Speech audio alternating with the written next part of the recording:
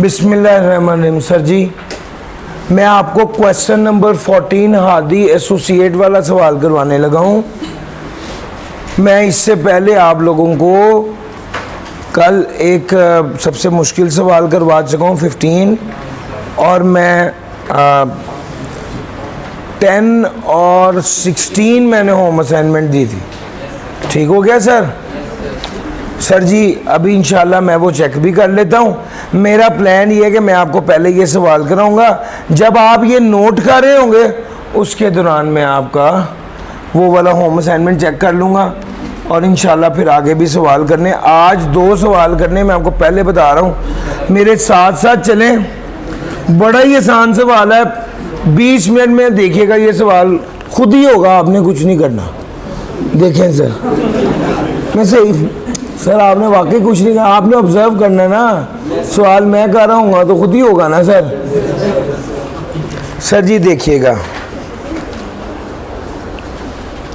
जब आप सवाल पढ़ते हैं, बिस्मिल्लाहिर्रहमानिर्रहीम, Hadi associate sole proprietor is registered under sales tax act 1990 as manufacture cum importer. इस बार सवाल आना है, उसने अपने आप को मैन्युफैक्चर कम इम्पोर्टर कहना है, उसने 25% वाली आइटम लिखनी है, उसने बताना है इस पर 25% के हिसाब से हमने इंपोर्ट पे टैक्स दिया है, और फिर इसको आगे बेचेंगे तो भी आपने 25% के हिसाब से बेचना है, और उस पर 25% इनपुट क्लेम करना है, 25% आउटपुट चार्ज करना है। सर जी मेरी बात समझ आ रही है? ये सवाल पास पेपर में इसलिए नहीं है चूंकि उस वक्त ये वाला रूल था ही नहीं। लिस्ट है 25% वाली, कुछ भी दिक्कत नहीं है। आउटपुट टैक्स कैलकुलेट कर रहे होंगे, सारी सप्लाईज कैलकुलेट कर रहे होंगे, 25% वाली पे 25% रेट लगा देना, बाकी सब पे 18% रेट लगा के टोटल कर देना। यार समझ आ रही है? दिक्कत नहीं है। बहरहाल Hadi associate sole proprietor registered under come importer and is registered in the manufacturing and supply of consumer product. Following information has been extracted from AHS record for the month of February 2021. Taxable goods to registered person, taxable goods to unregistered person, export taxable goods to Saudi Arabia. Purchase की बात करूंगा, goods from registered person, taxable goods from unregistered person. Sir unregistered person से तो फारिग है ना sir, ऊपर से अनरजिस्टर्ड पर्सन से पैकिंग खरीदा है, ये भी फारिग है। अच्छा जी, supplies of taxable goods to registered person में क्या शामिल है? सर जी ये taxable goods to registered person की सप्लाईज ये असल में आउटपुट टैक्स है।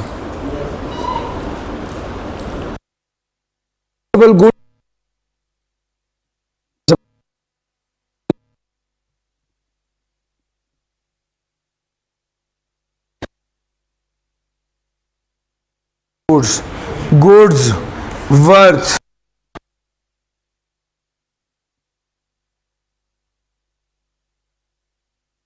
है तो ये इनपुट टैक्स है। यार इनिशियल रीडिंग कर रहे हो ना, बस अभी इस वक्त इनपुट आउटपुट आइडेंटिफाई करते रहो। बस एक बार फुल फ्लैज रीड करना है, लेकिन बस अगर आप इनपुट आउटपुट समझ तो बस काम ठीक है।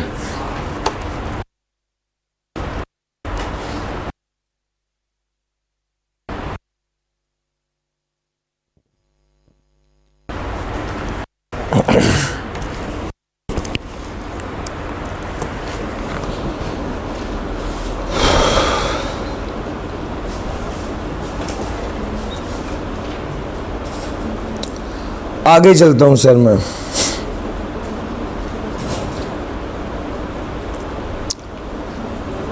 इनपुट से रिलेटेड एडजस्टमेंट था point number 4। Taxable goods 1.5 lakh रुपए की बिजनेस मीटिंग में इस्तेमाल हो गई, इसका क्या करेंगे?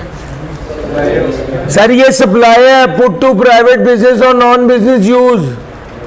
ये सप्लाई है, सप्लाई हो तो क्या होता है? शाबाश। मशीन एक्वायर की है, plant property equipment, electricity bill है, इनपुट टैक्स। सर ऑडिटर ने प्रोविजन प्रपोज की है, ऑडिटर ने याद रखना प्रोविजन ना इनपुट टैक्स ना इनकम टैक्स में इसकी कोई एडजस्टमेंट है, ना सेल्स में इसकी कोई एडजस्टमेंट। प्रोविजन जहां पर भी आएगा उसको इग्नोर कर देना। सेल्स टैक्स क्रेडिट कितना था?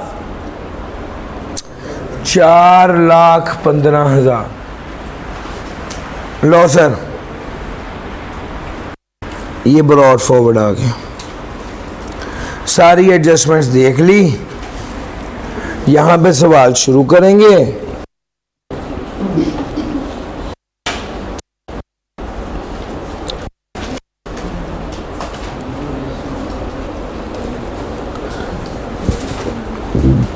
Computation of sales tax, computation of sales tax payable. Tax period कौन सा है?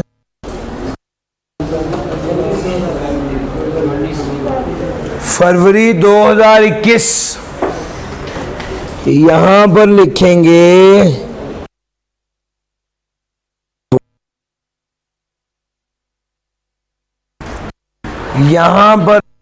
Output tax.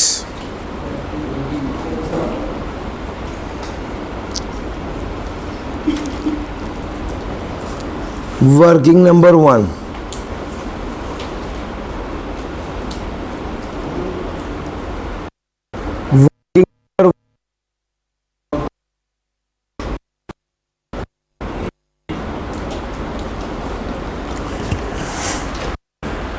वर्किंग नंबर 1 है output tax.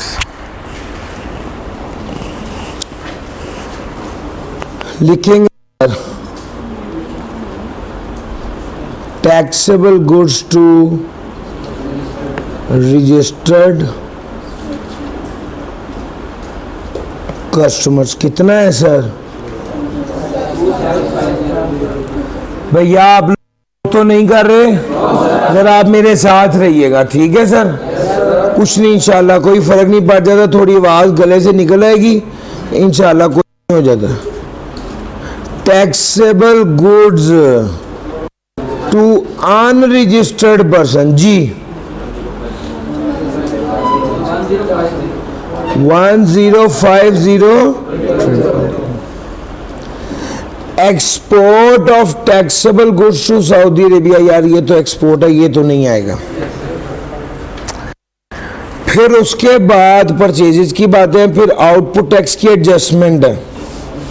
Supplies of taxable goods to registered customer में शामिल है 2,25,000 रुपए, जिस पे स्पेशल डिस्काउंट मिला हुआ है 75,000। आपको पता होना चाहिए स्पेशल डिस्काउंट माइनस करने की इजाजत इसने माइनस किया हुआ है, यानी माइनस करके 2,25 ऐड किया है sir ji.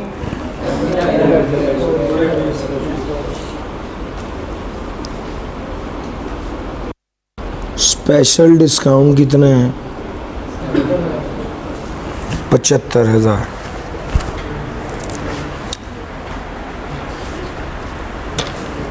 These goods were sold to associate undertaking, special discount invoice पर भी शो नहीं हो रहा, ऐड बैक कर दिया। एक गुड्स जो जिनकी वर्थ 1,20,000 रुपए की थी, ये कस्टमर को मुल्तान में सप्लाई की गई थी।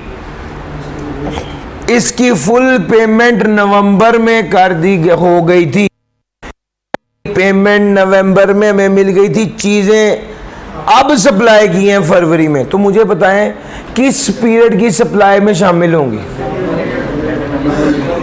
सर टाइम ऑफ सप्लाई मैं पढ़ा चुका हूं, जब गुड्स डिलीवर हो जाएं या मेड अवेलेबल हो जाएं, ऐसा ही है ना।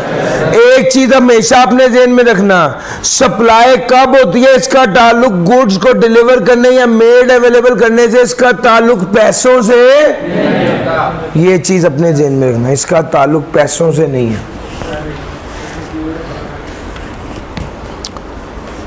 सर जी स्पेशल डिस्काउंट आ गया। अब मुझे बताओ, इसमें 1,20,000 फरवरी के महीने में आना चाहिए था, फरवरी के महीने में ही आया। अब क्या करूं, इसका इग्नोर कर दूं? चल मैं इग्नोर कर दूं, यहां पे लिख देता हूं, एग्जामिनर ये ना समझे मैं भूल गया था।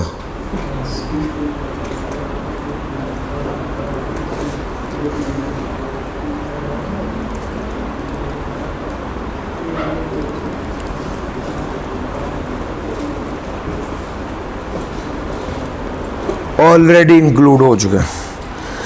अच्छा जी, उसके बाद आ गया supplies of taxable goods to unregistered customer include sales of 1,30,000 to end consumer. जी भैया,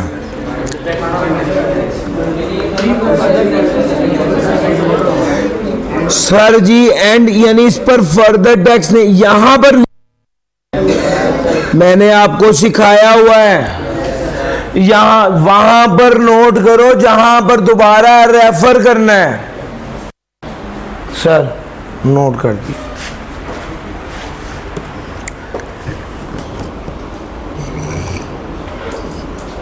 सर इसका और कहीं इंपैक्ट नहीं आना था। 18% तो लगना ही लगना है सब पे, बस 1,30 पर फर्दर टैक्स नहीं लगना भाई, ये बात है।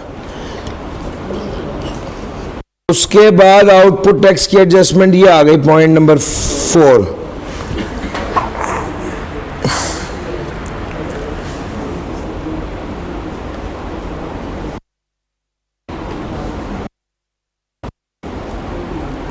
Taxable goods worth,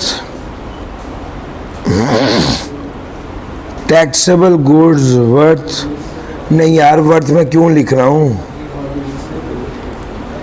used in business meeting.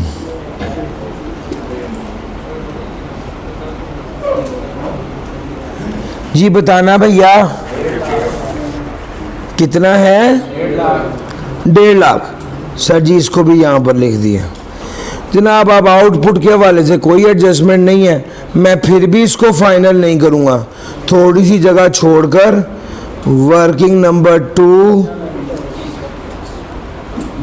Input tax शुरू करूंगा और सबसे पहले लूंगा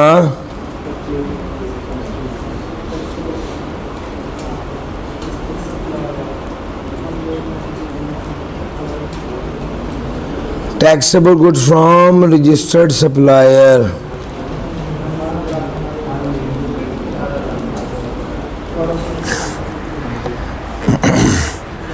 taxable goods from registered supplier।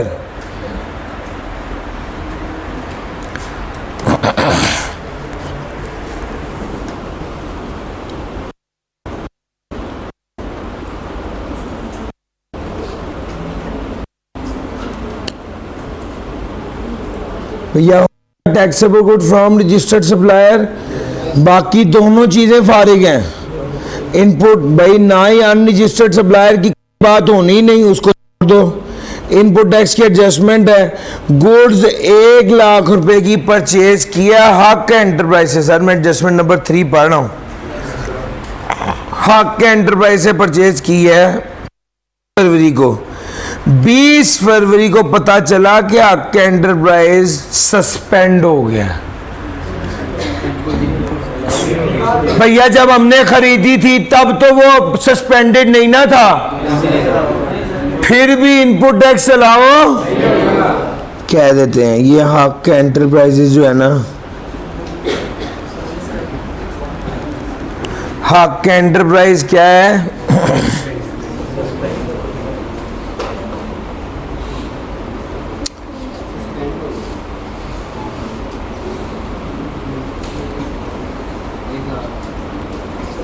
ये शामिल है, लेस कर दूंगा। सर परचेजेज इन कैश का क्या करूं? अगर 50 लाख हो, 50,000 तक होती फिर तो खैर था। अब ये 85,000 है, माइनस करूंगा। Goods worth 50,000 purchase from AB traders. A B traders, इन्होंने डिक्लेयर ही नहीं किया अपनी रिटर्न में परचेज सेल को। सर अगर उन्होंने सेल परचेज नहीं की तो हम भी इनपुट टैक्स क्लेम, यार मेरी बात पिक कर रहे हो ना। सर जी मैं आपके सामने एडजस्टमेंट्स करता जा रहा हूँ। बिजली के बिल की एडजस्टमेंट है, अभी नहीं कर सकता। क्यों? 90,000 का बिजली का बिल है, इस पर 13,000 का इनपुट टैक्स है। टैक्स तो टैक्स में शामिल करूंगा।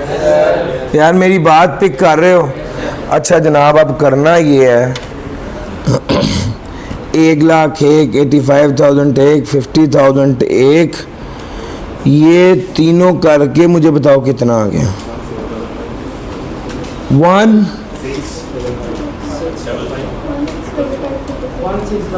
सर सेल्स टैक्स बताइएगा 18% के हिसाब से। 293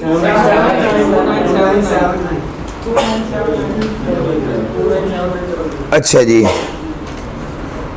297900। सर जी डन हो गया। अब उसके बाद आएगा, उसके बाद क्या है सर?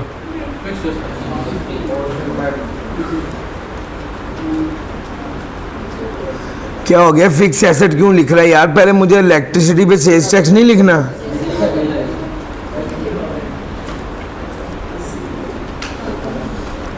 कितना है सर?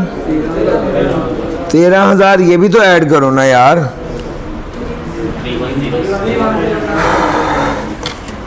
310,900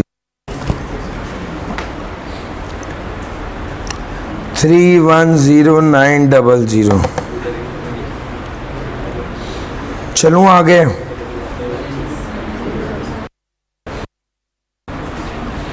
इनपुट टैक्स की और कोई एडजस्टमेंट तो नहीं है?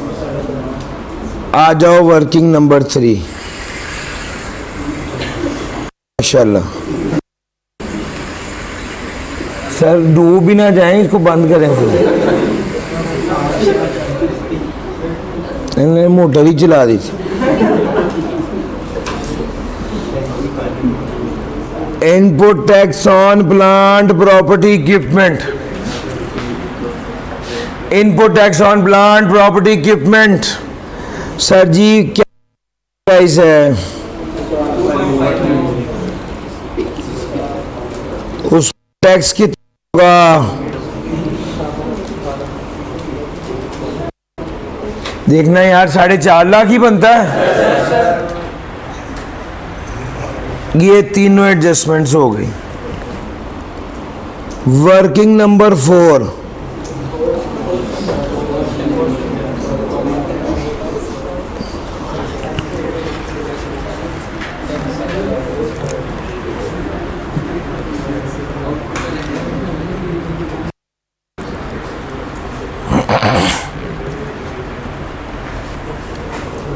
सर जी हम यहां पर लिखेंगे टैक्सेबल,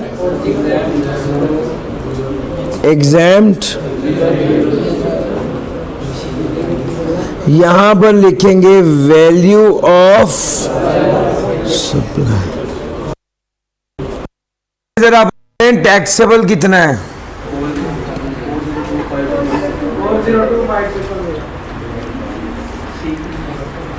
4025। सर जी साथ ही इस पर 18% भी लगा दें, काम मुके। 724500 402500 402500।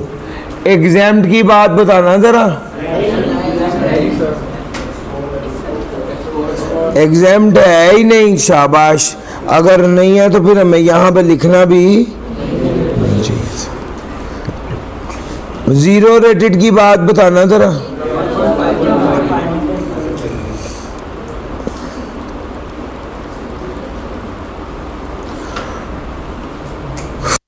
$525,000।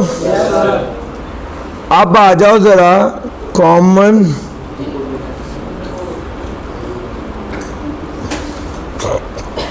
Common input tax,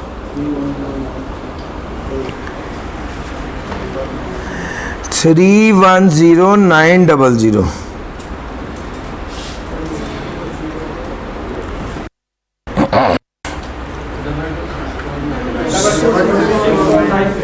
$4025,000 divided by 5525 multiplied by 310,900 जी। 2 अच्छा जी। 1500 डिवाइडेड बाय 5525 मल्टीप्लाई बाय 310 900 जी बताना।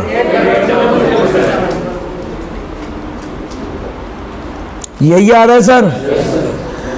अगला जनाब इनपुट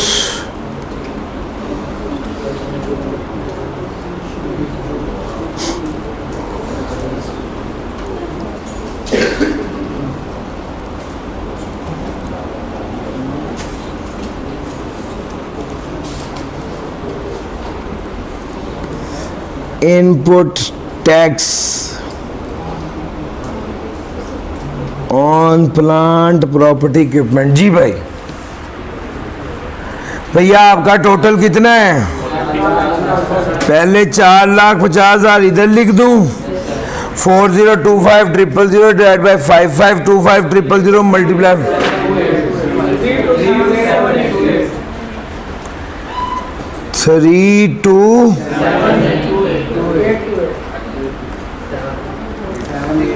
327,828। दूसरा बताना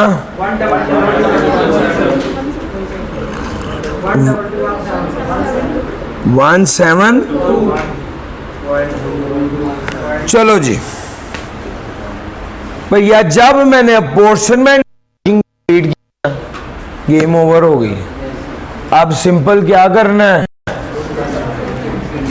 अब वैल्यूज ही पुट करनी है बस। मुझे जरा बताओ आउटपुट टैक्स कितना है? Output tax 724,500। ऐसा ही है सर। अब इसके बाद मेरे साथ अलर्ट हो यार। अब इसके बाद क्या लिखूं? इनपुट टैक्स के साथ क्या लिखूं? लोअर ऑफ के बाद ब्रॉड फॉरवर्ड बताएं कितना है? 4,15,000 फॉर द पीरियड बताओ।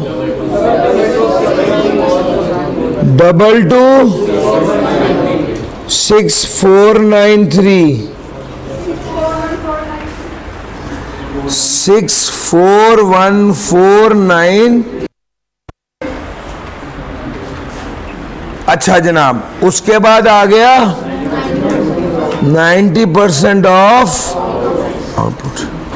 724,500 का 90%। जी भाई 652050। इन दोनों में से कौन सा लेना है? 641493 लोअर लेना है ना सर? लोअर लेस कर दे। जैसे ही मैंने ये लिखा ध्यान में पहली बात क्या आई? Carried forward. तो अब आगे लिखूंगा input tax on plant property equipment. जी भाई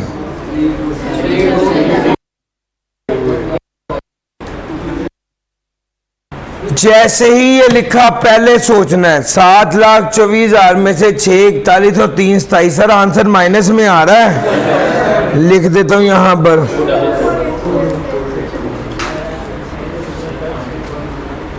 सर जी कितना है?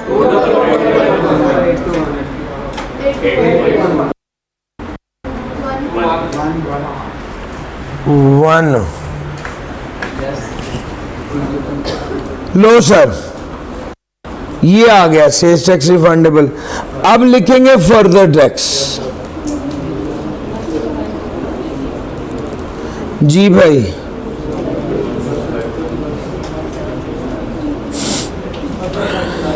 Further tax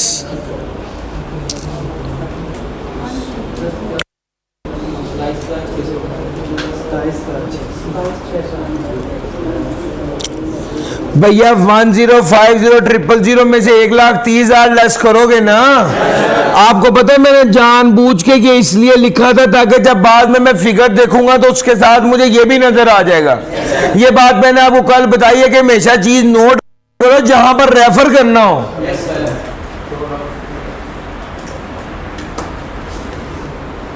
one zero minus multi 27,000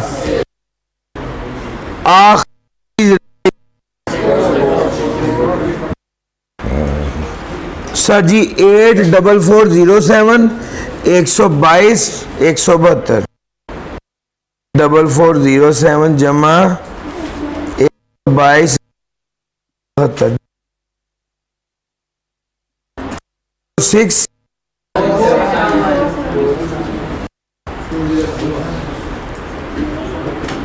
20647।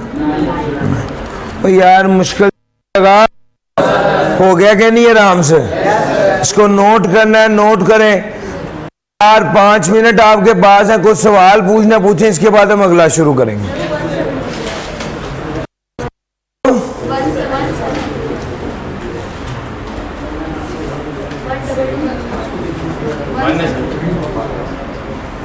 भाई फिर वैल्यू ठीक आ रही है।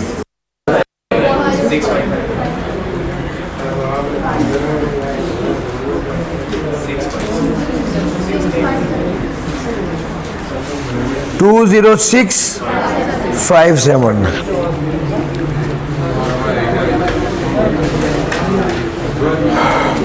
सर जी जल्दी से नोट कर लें, कोई सवाल है सवाल पूछें।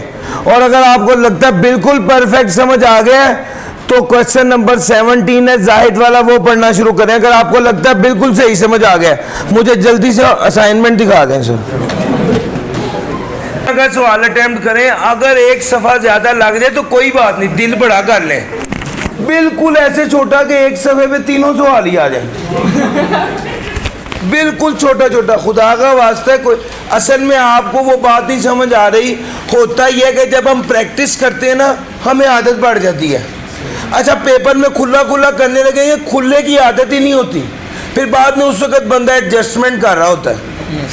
सर अगर आप खुले की आदत डालेंगे, खुले का एक फ़ायदा ही होता है कि वन ऑफ गलती हो जाए ना तो बंदा काट के दूसरी जगह पर लिख लेता है।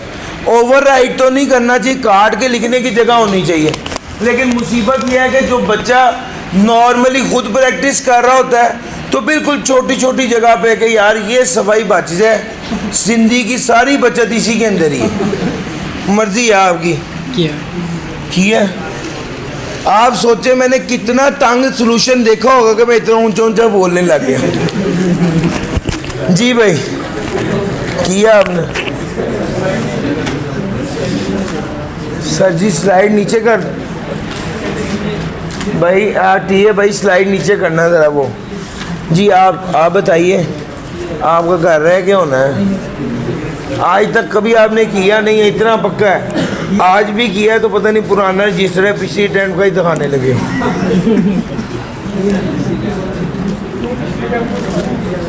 पिछली अटेम्प्ट का पता चल जाएगा ना, 17% रेट लगा होगा। पहली बार दे रहे हैं, होमवर्क भी पहली बार ही किया, इतना मुझे पक्का किया। आपने आप अच्छा कर रहे हैं क्योंकि आपकी अपनी कमिटमेंट है। मैंने आज तक कभी नहीं किया, मैं आज क्यों करूं? शाबाश है सर, फास्ट ट्रैक के साथ करूंगा। ये तो अभी बस ऐसे ही को बच्चा ये ना कहे कि मैं इस क्लास में नहीं था, मैं इधर भी बैठ रहा हूँ। शाबाश किया आपने तीनों किया आपने, शाबाश। दो एक और रहता है अभी, बस दो ही किए। किया जी बेटे आप भी खाइए। ये तो अभी भी किया फौरन जी आपने किया, शाबाश शाबाश। 10 और 16 शाबाश। वो जो मैंने इतनी लंबी चौड़ी बात की है ना अभी, वो आपके लिए भी उसी तरह ही एप्लीकेबल। शाबाश। लो सर, बस जिस तरह, अब चलो अब तक जो हो गया ठीक है। अब आपने जब भी प्रैक्टिस करनी है ना, कोशिश करना है इतना खुला करें जितना आपको पेपर में करना है। मैं एक चीज़ बताऊं आपको, अपने हर सब्जेक्ट के हवाले से ना एक चीज़ ध्यान में रखो, कोई चीज़ ऐसी ना हो जो तजुर्बा आप पेपर में पहली बार कर रहे हो। यानी आपने जो काम पेपर में करना है वो, यानी आपको लगता है कि यार मैं जनरली किस चीज़ के बारे में क्या समझता हूँ, मैं वो कहते हैं ना, कुछ बच्चे होते हैं, मैंने उनकी हैबिट देखी है, वो कहते हैं या पेपर में जाके कर लूँगा या मैं पेपर में हैंडल कर लूँगा। ऐसा नहीं करना चाहिए, अपने आप को पहले तैयार करना चाहिए। पेपर के वक्त हैंडल करना मुश्किल होता है। पेपर के वक्त आप इतने तैयार हो गए, बस आपको हो गया मैंने उतारना है, मेरी चीज़ें मेरे सर समझ आए। तो कोशिश करें जो भी करें काम, जिस सब्जेक्ट का भी करें। आप अकाउंटिंग में इससे बहुत ज़्यादा प्रैक्टिस करते हैं। अब आप अकाउंटिंग में पेपर में गए, यार अभी तो मैं ऐसे कर लूँ, पेपर में खुला खुला कर लूँगा, नहीं, अभी खुला करो। सर वक्ती तौर पे एक रजिस्टर 4 सफ़े वो नहीं होती, एक मिजाज होता है, मुझे पता है, मैं खुद भी तंग ही करता था, ठीक है। लेकिन मेरा मकसद ये नहीं होता था कि मेरा कोई एक बात जाएगा जिससे इंशाल्लाह मैं बयाना करा दूंगा किसी जगह का, ऐसी बात। वो एक मिजाज होता है कि यार चलो बस इस सफ़े में ही कंप्लीट हो जाए, स्लो स्लो आहिस्ता आहिस्ता करके बोल। लेकिन विद द एक्सपीरियंस ये जो पेपर में करना है वो अभी करो, उसकी आदत अभी डालो। पेपर में देख लेंगे, पेपर में कुछ नहीं देखा जाएगा। प्रैक्टिस सारी इधर करनी है, माइंड इधर बनाना। लो सर, अगला सवाल।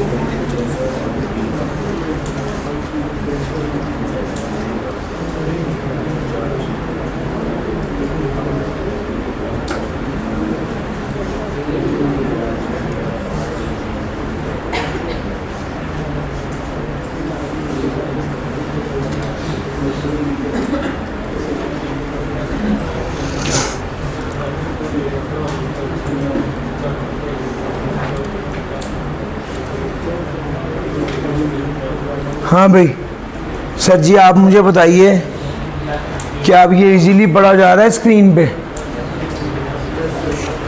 लो सर, बड़ा अच्छा सवाल है,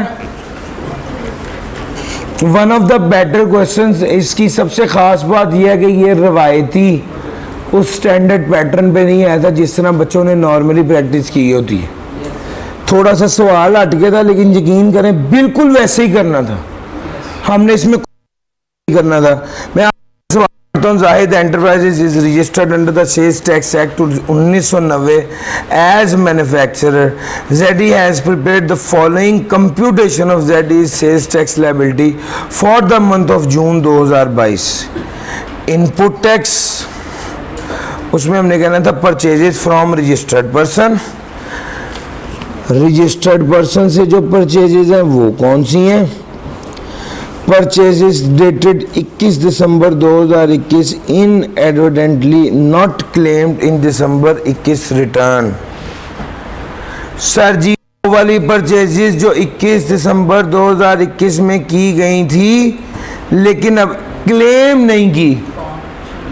सर जी अगर आपने इनपुट क्लेम नहीं किया तो कब तक कर सकते हैं? 6 माह तक। दिसंबर के महीने का दिसंबर को छोड़ दें, जनवरी, फरवरी, मार्च, अप्रैल, मई, जून, ये कौन सा महीना है? इसकी रिटर्न में क्लेम कर सकते हैं। गैस बिल कैश में पे किया, इनपुट क्लेम करेंगे या नहीं? कर सकते हैं। सर इलेक्ट्रिसिटी बिल लैंडलॉर्ड के नाम का है, इलेक्ट्रिसिटी बिल सर जी आपको पढ़ाया था, गैस और बिजली का बिल टैक्स पेयर के नाम पर आना चाहिए। अगर लैंडलॉर्ड के नाम का है तो इनपुट टैक्स क्लेम नहीं कर सकते। Debit note dated 20 June 2022 issued to a supplier for taxable supply against invoice dated 31 March 2022।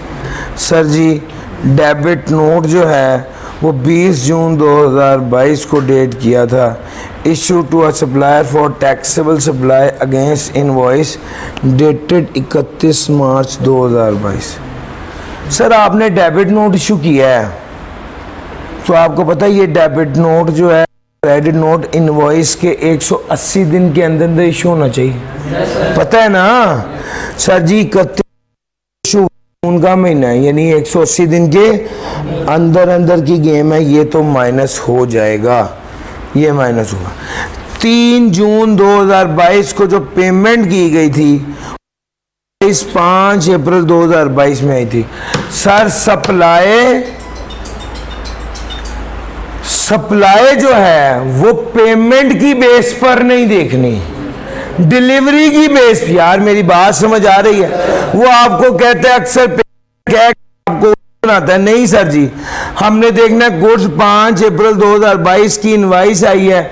Normally जब गुड्स डिलीवर होती हैं तो इनवाइस आती है, तो इनवाइस आई यानी गुड्स डिलीवर होगी 5 अप्रैल को, तो इसका इनपुट टैक्स तो अप्रैल के महीने में हमने क्लेम कर लिया होगा, तो 3 जून को तो पेमेंट की है, अब थोड़ी इनपुट टैक्स क्लेम करेंगे। भाई मेरी बात समझ आ गई है? प्रोविंशियल सेल्स टैक्स लगाया गया है ट्रांसपोर्टर की इनवॉइस पर 17 जून 2022 को for supplying goods to export processing zone. Export processing zone अगर वो एक्सपोर्ट प्रोसेसिंग जोन की बात कर रहे हैं, sir payment of provincial sales tax at the rate of 30% against transporter invoice dated 17 June 2022 for supplying. Sir export processing zone में good supply करने के हवाले से इनपुट टैक्स पे किया है 13% के हिसाब से। अब प्रोविंशियल सेल्स टैक्स लगता है सर्विसेज पर, अब वो जितने परसेंट रेट कहेगा हमने ना आनी करनी, हमें वो आता भी नहीं है। यार हमने तो फेडरल पढ़ा ना, सर्विसेज पे सेल्स टैक्स कितना है, जितना सवाल में बताया होगा हम कहेंगे हाँ जी इतना ही है। सर समझ आ रही? उसने कहा है 13% होता है, हमने कहा अच्छा जी। इनपुट टैक्स क्लेम करना है, बिल्कुल करना है, लेकिन सर ये सर्विसेज टैक्सेबल सप्लाई को बनाने के लिए आ रही हैं या एक्सपोर्ट के लिए आ रही हैं? एक्सपोर्ट के लिए, तो इसका मतलब है इसका क्या होना है? एक्सपोर्ट रिफंड होना है। तो कॉमन में से क्या कर देंगे? माइनस कर देंगे। भैया एक बात ध्यान में रखना, हम इनपुट टैक्स की जितनी भी वर्किंग करते हैं ना, ये सारी वर्किंग कॉमन इनपुट टैक्स निकालने के लिए करते हैं। ये सारी वर्किंग कॉमन इनपुट टैक्स निकालने के लिए करते हैं ताकि हम वो वाला इनपुट टैक्स तकसीम कर दें टैक्सेबल, एग्जेम्प्ट और जीरो रेटेड में। अगर वो आपको अलहदा से बता दे कि टैक्सेबल गुड्स के लिए इतनी परचेज है, एग्जाम्प्ट गुड्स के लिए इतनी परचेज है, तो फिर हम कॉमन परचेज से उसको क्या कर देंगे? माइनस। यार मेरी बात समझ आ रही है? कल सवाल में आपको करवाया, वो कहता है ये चीजें परचेज की हैं एग्जाम्प्ट के लिए, तो मैंने कॉमन में से उसको माइनस किया था। फिर कहा था 6,75,000 का था, ये चीजें परचेज की हैं जीरो रेटेड के लिए, याद है? तो मैंने क्या किया था, कॉमन इनपुट टैक्स में से लेस किया था। वो लेस इसलिए करना है कि हम जो अमाउंट फाइनल निकाल रहे होते हैं वो तीनों पे तकसीम करनी होती है। अगर कोई अमाउंट वो स्पेसिफिकली बता दे, सर जी मेरी बात पिक कर रहे हैं, सबसे ज्यादा इंपॉर्टेंट एरिया या वो वाली एरिया जिसको ग्रिप होनी चाहिए वो अपोर्शनमेंट का कॉन्सेप्ट है। आज इंशाल्लाह आपके साथ एक क्वेश्चन शेयर करूंगा, वो भी अपोर्शनमेंट का कॉन्सेप्ट है, अपोर्शनमेंट के लिए जरूरी है। सर जी एडवांस क्या नाम है इसका भाईजान, वो उसको 10th और 16th वाला फिर करवा दिया था। Advance paid to the supplier, sir हमने अगर पेमेंट की है, इनवॉइस मिल गई है, लेकिन गुड्स अक्टूबर में डिलीवर होनी है, इनपुट क्लेम होना है। सर याद रखना, इनवॉइस मेरे पास सप्लाई होगी, जिससे खरीदा है वो आउटपुट चार्ज करके एफबीआर को देगा, तो मैं इनपुट क्लेम करूंगा। यार मेरी बात समझ आ रही है? 2-3 चीजें बड़ी अहम है। अगर आउटपुट की बात करूं तो जनाब सप्लाई का होना बड़ा अहम है, यानी गुड्स डिलीवर हो गई हूं। अगर इनपुट टैक्स की बात करूं तो भी सप्लाई का होना बड़ा अहम है। गुड्स डिलीवर हुई है, आउटपुट आया है, तो इनपुट आना है ना। यार मेरी बात समझ आ रही है? लेकिन जब इनपुट में करते हैं तो सप्लाई के साथ साथ इनवॉइस का होना भी अहम है, आपके पास उसकी इनवॉइस भी मौजूद होनी चाहिए। तो भैया यहां पर देखो, सिर्फ एडवांस है, गुड्स डिलीवरी नहीं हुई। डिलीवर ना होने का मतलब है सप्लाई नहीं है तो आउटपुट भी नहीं होगा और इनपुट भी। और यार हाँ ना ते करो, सप्लाई नहीं है तो आउटपुट भी नहीं होगा और इनपुट भी नहीं होगा, बस ये ध्यान में रखना। क्योंकि अगर आप सप्लाई को सिर्फ आउटपुट के साथ रिलेट करके कहेंगे सप्लाई नहीं, आउटपुट नहीं होगा, इनपुट तो होगा, भैया इनपुट भी नहीं हो सकता। सप्लाई नहीं है तो आउटपुट भी नहीं होगा और इनपुट भी नहीं होगा। सर जी advance pay to the supplier at the time of placing an order for customised goods, the goods will be delivered in October 2022।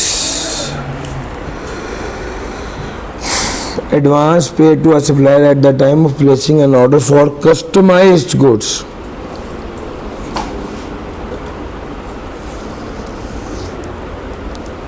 Sir ये एडवांस है, इस पर इनपुट टैक्स नहीं मिलना।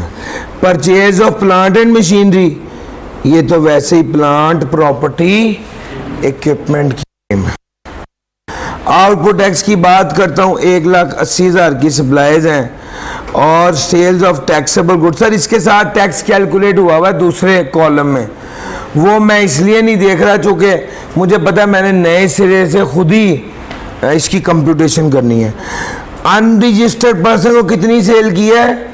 वो कहता है taxable goods to unregistered person है 44। Sir credit note dated 15 June 2022 issue to a customer for taxable supply against invoice dated 1 December 2021। Sir जी ये 7- में garments withdrawn by owner during June 2022। Sir जी मुझे आप एक बात बताएं, आपने क्रेडिट नोट 15 जून को इशू किया है, आपने चीजें खरीदी थी, चीजें बेची थी 1 दिसंबर को। दिसंबर के साथ कैलकुलेटर पकड़ना जरा, दिसंबर के 31 दिन, जनवरी के 31 दिन, फरवरी के 28 दिन, मार्च के 31 दिन, अप्रैल के 30 दिन, मई के 31, 28, 30, 31, 30, 31। सर जी बताइएगा 1 और 182 तो अभी हो गया, अभी जून के भी 15 दिन है। 15 दिन जून के भी डालोगे तो कितने हो जाएंगे? 197। हम क्या 197 डेज के बाद क्रेडिट नोट इशू कर सकते हैं? सर जी अगर इनपुट होता तो महीने देखते। समझ आ रही है? सर ये क्रेडिट नोट है, 197 डेज के बाद आप क्रेडिट नोट नहीं इशू कर सकते। आपने क्रेडिट नोट कब इशू करना है? 180। सर जी मेरी बात पिक कर गए हैं? ये बात थी यहां पर।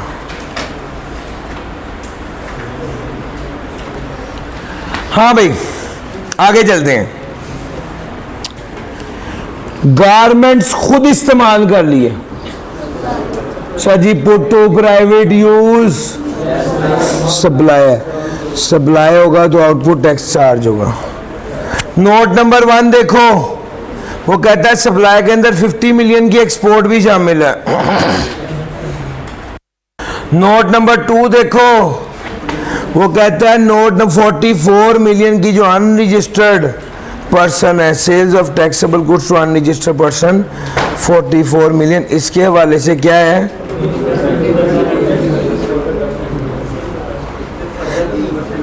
फर्दर टैक्स लगेगा, लेकिन वो 44 पे नहीं लगेगा, 20% लेस करने के बाद लगेगा। लो सर कहता है आपको नोट नंबर 3 में वो कहता है क्रेडिट नोट के लिए आपको कलेक्टर ने एक्सटेंशन नहीं दी।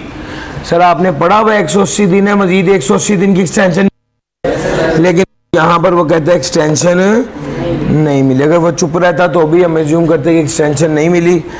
ये सवाल का नाम है Zahid.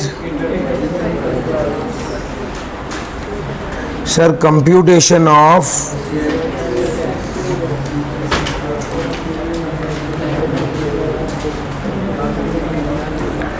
Computation of sales tax payable. Tax period क्या है?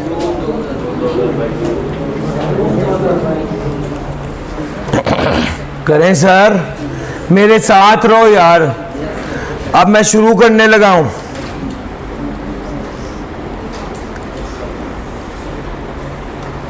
Working number 1 output tax. जी सेल्स टू रजिस्टर्ड पर्सन 180 में से 50 एक्सपोर्ट है, यही लिखा है ना उसने? यहां पर 130 लिख देता हूं। सर दूसरा आ गया सेल्स टू अनरजिस्टर्ड पर्सन। जी ये कितना है? 44। क्रेडिट नोट का क्या लिखूं?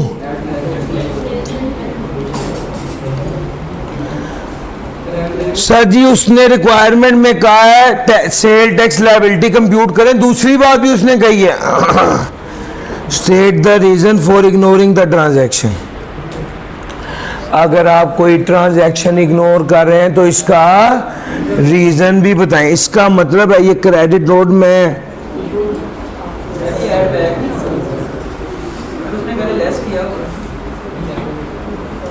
हम खुद से वर्किंग कर रहे हैं, हम उसकी वर्किंग उठा ही नहीं रहे।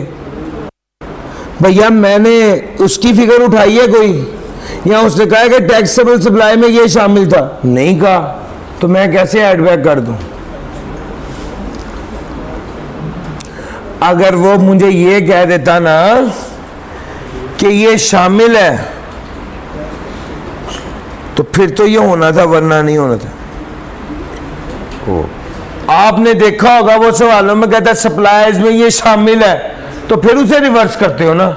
यहां पर कोई ऐसी बात है ही नहीं। Sir credit note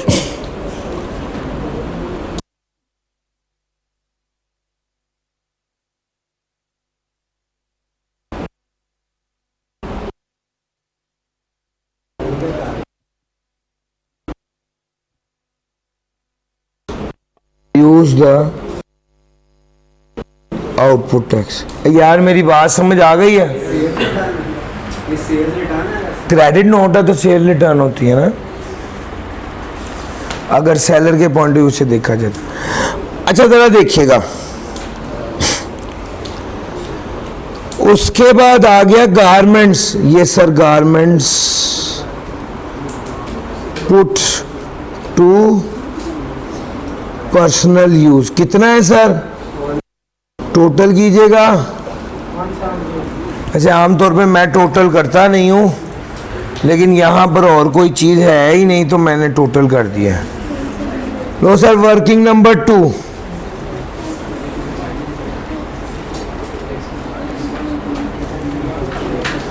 input tax. सबसे पहले क्या लिखूंगा?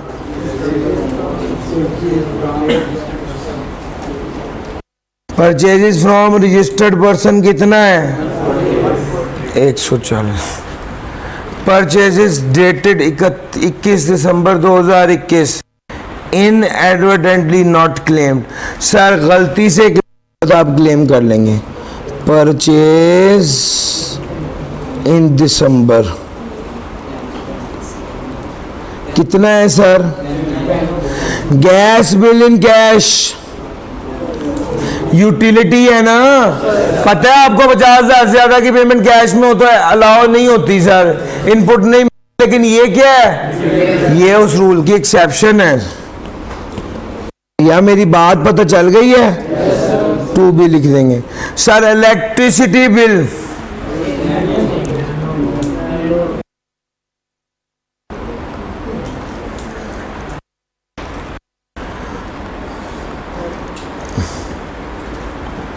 as e-bill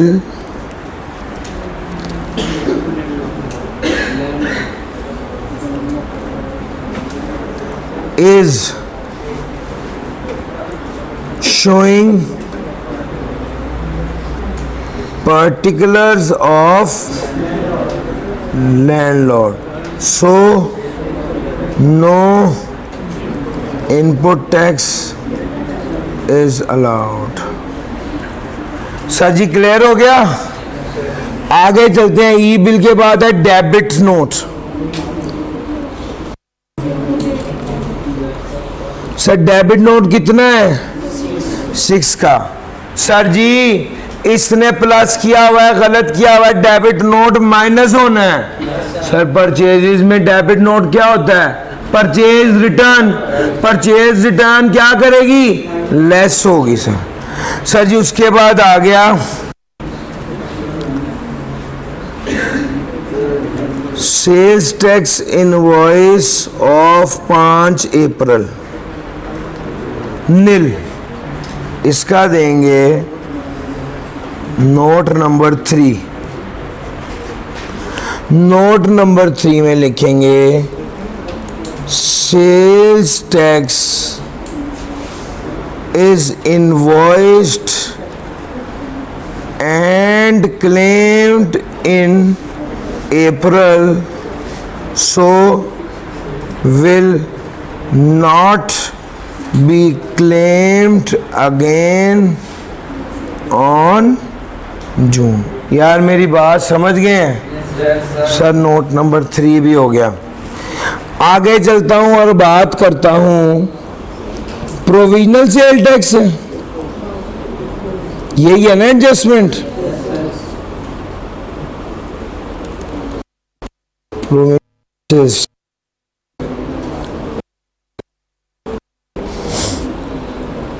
एट, इसको कुछ भी नहीं करना है, इसको इग्नोर करना है। नोट देना है note number 4। Provincial sales tax relates to, provisional sales tax किससे रिलेट करता है? To zero rated supplies only, so it will not be included in common input tax. भैया मेरी बात पिक कर गए हो? लो सर नोट नंबर 4 आ गए। 4 नंबर का नोट था, चीजें लिखे बगैर गुजारा नहीं है। अच्छा जी आगे आ जाओ। एडवांस, इसको भी इग्नोर करना है। Note number 5। Sir note number 5 में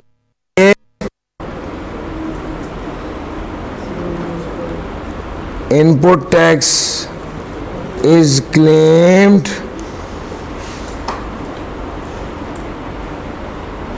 on supply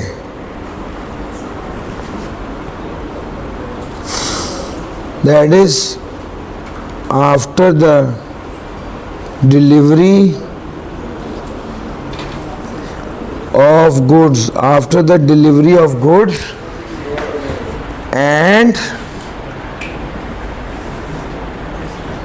issuance of invoice। यार ये कोर कॉन्सेप्ट है। इनपुट क्लेम कब करना है? गुड्स डिलीवर हो गई या नहीं सप्लाई हो गई और इनवॉइस इशू हो गई। सर जी नोट नंबर 5 ये था। नोट नंबर 5 आ गया। अब मेरी बात करो इस पर, ये क्लियर कट। अब तो और कुछ नहीं है, आगे आ गया input tax on plant property. Working number 3 कितनी है सर? इनपुट टैक्स है, sorry, input tax on plant property equipment आएगा 20 का 18%, कितना बनेगा? 3.6 मिलियन। ये वर्किंग नंबर 3 है। अब आ गया वर्किंग नंबर 4। वर्किंग नंबर 4 किसकी होती है? अपोर्शनमेंट। वर्किंग नंबर 4 किसकी होती है? अपोर्शनमेंट की।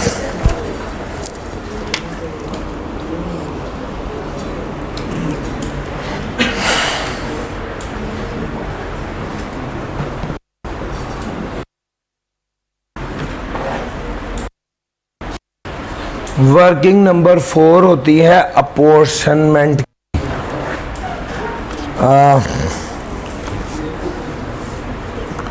सर जी सबसे पहले हम लिखेंगे टैक्सेबल और जीरो रेटेड, ये दो ही है ना।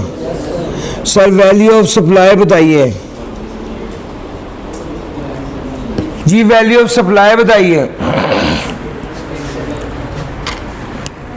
टैक्सेबल की कितनी है?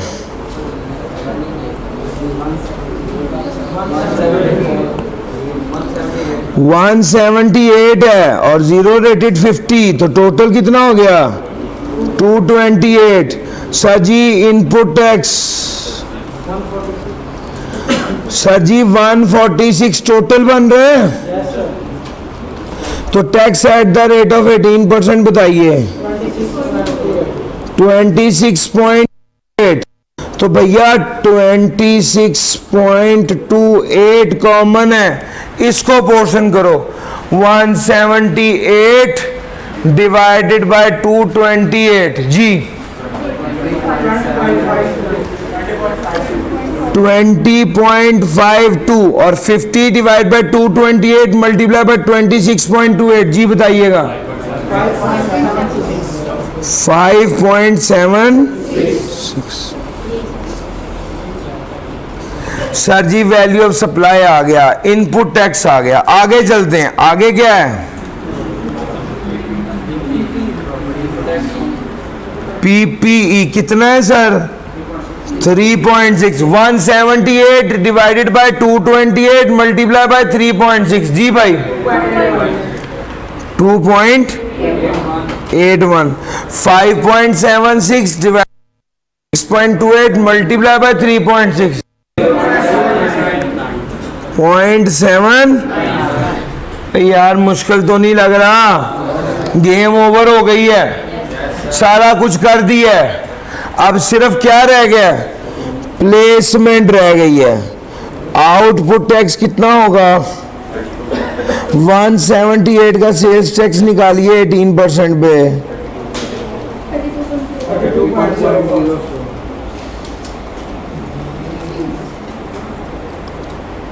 32.04। उसके बाद आ जाएगा हमारा इनपुट टैक्स। इनपुट टैक्स होगा लोअर ऑफ, ब्रॉड फॉरवर्ड तो गिवन ही नहीं है। फॉर द पीरियड बता दीजिए 20.52, इन दोनों को जमा करेंगे तो 20.52 आएगा। 90% ऑफ आउटपुट लेंगे तो 32.04 का जी भाई 28.84। इन दोनों में से कौन सा? जैसे ही मैंने ये लिखा ज़हन में पहली बात क्या आई? Carried forward. लो सर, ये मैंने यहां पर प्लेस कर दिया। Input tax on plant property equipment कितना लिखूं? 2.81। सर जी अब 32 और 2 निकालें, आंसर प्लस ही आ रहा है, फर्दर टैक्स ऊपर आएगा। वो कहता है, ये देखना, वो कहता है 44 अनरजिस्टर्ड को बेचे हैं जिसमें से 20% एंड कंज्यूमर थे। सर एंड कंज्यूमर पर तो इनपुट टैक्स और एंड कंज्यूमर पर तो फर्दर टैक्स, यानी मैं शॉर्टकट में ये लिख सकता हूं 44 के 80% का 3% जी 1.06 कर देता हूं भाई। सर जी निकाह बता दीजिए मुझे सेल्स टैक्स पेबल 9.77। सर जी 9.77 आ गया। अब उसके बाद अगला पॉइंट क्या है? एक्सपोर्ट। यार एक्सपोर्ट रिफंडेबल इतना सीधा नहीं है। आमतौर पे तो हम बस इन दो फिगर्स को लिख लेते थे 5.76 प्लस 0.79, लेकिन एक चीज और है। क्या? सर जी ये देखो, ये जो प्रोविजनल सेल्स टैक्स था ये कितना था? 13%। किस अमाउंट पे? जरा निकालें, टोटल कितना बना? 5.76 प्लस 0.79 प्लस 8 का 13%। जी भाई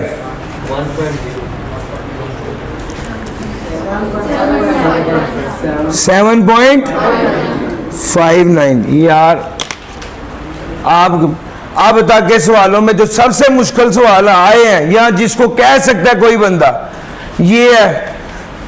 एक ये वाला सवाल है और एक मैंने कल करा दिया मेहरबान वाला। 15 और 17 ये मुश्किल है। सर आपकी होम असाइनमेंट क्या है पता है? Question number 6, question number 7, question number 8। मेरे कहने पर थोड़ी सी मेहनत आजकल सेल्स टैक्स पे कर लो।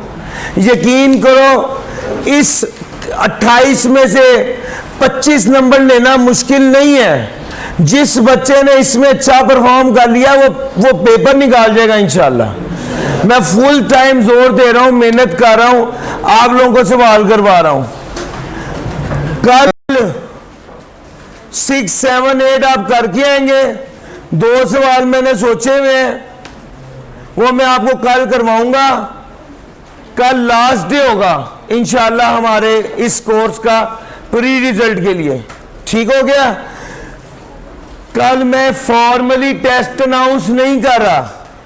आप आएंगे, इधर बैठेंगे, मैं आपको सवाल दूंगा अनसीन, आप खुद करेंगे, इंशाल्लाह आपसे सवाल हल होगा। मैं आपको यहीं पे बैठे बताऊंगा यार आपको सेल टैक्स आ गया।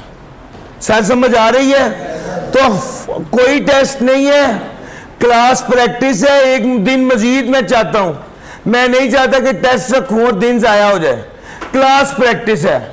आप लोग आए, क्लास में बैठे, क्लास में आपको मैं प्रैक्टिस कराऊंगा, मैं सवाल कराऊंगा या सवाल वो आपको दूंगा, आप करेंगे, बाद में मैं उसको चेक करूंगा। इस तरह क्लास बैठी होगी। जो बच्चा हाथ खड़ा करेगा सर मुझे सवाल करते हुए इधर प्रॉब्लम आती है, मैं उस बच्चे के पास जाऊंगा, उसको इंडिविजुअली समझाऊंगा।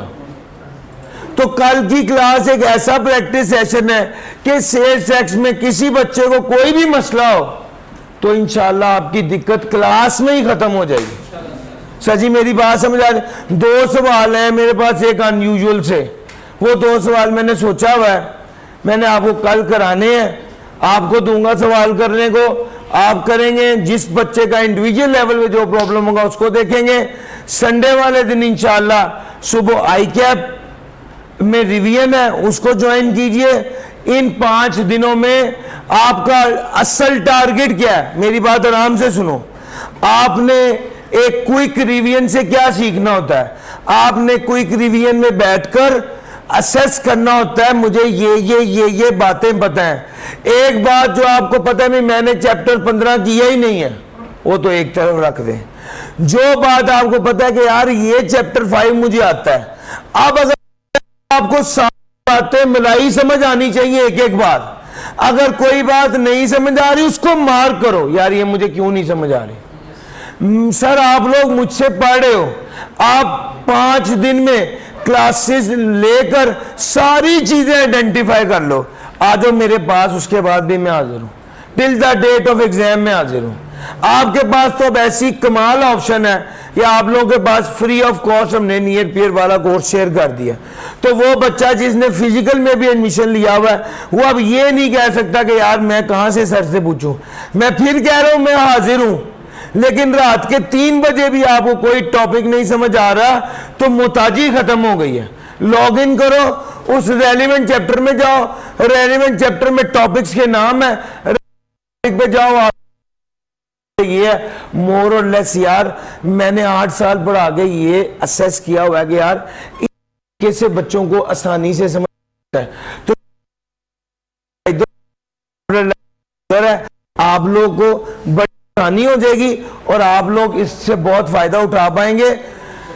मैं अब रिवीजन की क्लासेस में भी अवेलेबल हूं, कल की क्लास में आऊंगा, सेल्स टैक्स क्लियर करूंगा इंशाल्लाह।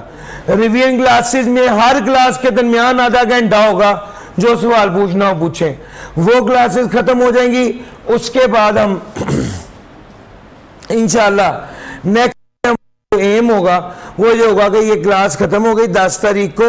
अब उसके बाद हम आपको थोड़ा सा टाइम देंगे कि यार आप अपनी तैयारी कंप्लीट कर लो।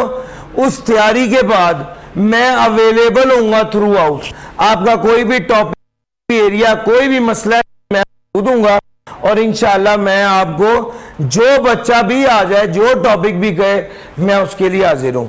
और मैं फिर कह रहा हूं कि आपकी ये मोहताजी नियर रिपेयर की वजह से एब्सोल्युटली खत्म हो गई है। जिनके पास पोर्टल नहीं है उनके लिए भी वो करने के बाद अब हमारा लास्ट जो एम बनता है वो बनता है कि यार आप फ्री हो गए हो, अब उसके बाद तैयारी करो, जो जो टॉपिक्स कवर करने वाले हैं कवर करो। उसके बाद इंशाल्लाह हमने यहां पर से शुरू होगा फास्ट ट्रैक में, वो ज्वाइन करना है वो ज्वाइन करो। उस रिवीजन के बाद यहाँ पे 14, 15, 16 है वो करना है। फिर सेल टैक्स कवर हो गया तो सेल टैक्स की क्लास ना लो, खुद पढ़ो। कवर नहीं हुआ सेल्स टैक्स करो, सेल्स टैक्स वाला सारा एरिया भी 23 तक कंप्लीट हो जाएगा। 26 को आपका मौका है। एक चीज ध्यान में रखना, 10 तारीख को आपकी आखिरी क्लास है, पोस्ट रिजल्ट वालों की 16 तारीख को। इसके बाद कोई क्लास लेनी आपके लिए जरूरी नहीं है, सारी क्लासेस ऑप्शनल हैं, लेकिन मॉक लाजिम है। मैं जनरली मॉक में एक्स्ट्राऑर्डिनरी एफर्ट करता हूं और सारे 6 से 8 पेपर्स कम से कम देखकर फिर मॉक बनाता हूं कि यार इवन एंटीसिपेट करता हूं कि इस बार एडजस्टमेंट्स कौन सी टेस्ट होनी है। मैं वो सारी एफर्ट करके एक इंशाल्लाह हाई क्वालिटी मॉक बनाऊंगा, आप अपने आप को उसमें इवेल्युएट करें। सर 26 तारीख को मॉक है, वो मॉक किसी ने नहीं मिस करना। जेड़ा बंदा मॉक मिस करके और बाद मैनू आगे कहे कि मेरा पेपर नहीं फेल होया, मैं कहूंगा जा यार तेरी मौज है।